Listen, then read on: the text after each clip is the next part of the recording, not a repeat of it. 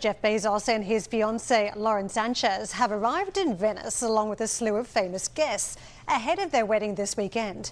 The event, which is estimated to cost over 40 million euros, has faced opposition with protesters criticising the billionaire in Venice's main square. And to me, this is a fascinating one for a couple of points. There's real criticism about the tourist tax that's been charged in Venice, which is stopping a lot of merchants from the typical business, like the fruit seller, for instance, and that has been replaced with a lot of sort of souvenir shops. So there is a view that the changing nature of these cities, but it is still accessible for the ultra wealthy, as well as the other side of it, where Amazon has disrupted local business on the ground. So typical shops that would have been selling merchandise for years upended by the likes of Amazon that was never really prevalent in the city. So I think there's been a lot of pushback to a couple of key bugbears for Venice European. Need to get over itself. Europeans. I mean, there's 1,000 great cities in Italy, many of which I'll never get to, but I've been to as many as I can.